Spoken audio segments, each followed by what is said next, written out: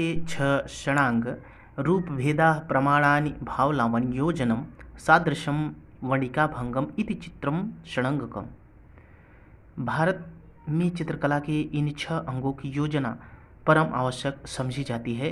अजंता, बाघ आदि गुफाओं के चित्रों में चित्रकला के इन 6 अंगों का बड़ी मुस्तैदी से पालन किया गया है।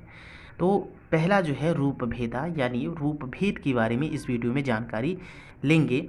यह चित्रकला का पहला अंग है। वेदांग के अनुसार समूचा संसार नाम रूप है, जिसे हम कमल या गुलाब नाम देते हैं। जैसे कि वह वे एक रूप ही तो है जिसे देखने वाला इंद्रिय द्वारा बाहर जाकर और तन्मय होकर ग्रहण करता है। नाम यानी रूप भेद किस तरीके, जैसे हम किसी को देखते हैं, हाँ अच्छा ये इस नाम से है, अच्छा ये राहुल नाम से है, या ये इस नाम से है, तो राहुल नाम से ही उसका चेहरा जो है सामने आ जाता है, यानी सामने न रहते हुए भी फेस दिमाग में आ जाता है कि ये इसका ये नाम है। रूप भेद उसका इस तरीके से रूप है। जैसे हिमालय पर्वत तो कहाँ है, ताजमहल, तो उसका रूप जो है सामने आता है। तो नाम मूलतः अनाम का ही नाम है जिसमें वह बोल सके, और यह रूप अरूप का ही रूप है जिसमें बोलने अभी के साथ साथ व्यवहार संभव हो सके। प्रत्येक नाम रूप के पीछे कोई अतीत सत्य है जो स्वयं नाम के रूप में ऊपर आता है। कलाकार अपनी प्रखर रूप से चेतना के बल से प्रत्येक रूप को स्पष्ट पकड़ता है और पहचानता है। रूप अत्यंत है, परंतु प्रत्येक रूप स्पष्ट और विशिष्ट है, भिन्नता और निजता से युक्त होता है। रूपों की भिन्नता, स्पष्टता, विशिष्टता और निजता का बोध ही रूप भेद है।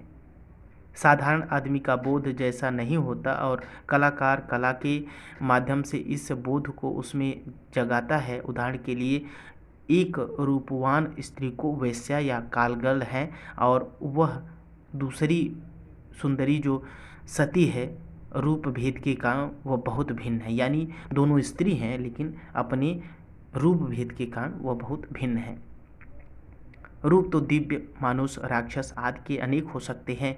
प्रत्येक रूप की स्पष्टता को पहचाने बगैर रेखांकन ही संभव नहीं है। तो रूप की सूक्ष्मता, भंगिमाओं को पकड़ना, मतलब अगर आप बनाना चाहते हैं कि घर का कोई डॉग है, कुत्ते को बनाना चाहते हैं, आप उसकी तस्वीर बनाना चाहते हैं, पता चला आपसे कोई बकरी बन गई, तो जिसको बना रहे हैं वही बनना चाहिए। ठीक है, कहने का मतलब यह है। आरोह अवरोह, लय, भाव, भंगिमा, मुद्राओं का जिस तरीके से उसका अंकन करना चाहिए उस तरीके से होना चाहिए, आयाम का निर्माण करना चाहिए। ठीक है।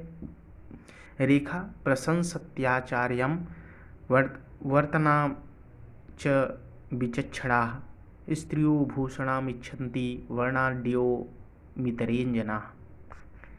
कला में रेखा ही स्पष्ट रूप को जगाती है। स्पष्ट रूप का बोध ज्ञान रूप भेद से ही संभव हो सकता है। अतः आचार्य लोग रेखा की प्रशंसा करते हैं, उसे प्रधान देते हैं, और विलक्षण लोग वर्तना की सराहना करते हैं। स्त्रियां आभूषणों की ही इच्छा करती हैं, यानी आभूषणों की साज सज्जा को पसंद करती हैं, और साधारण लोग रंगों की तड़क भड़क के प्रति आकर्षित होते हैं।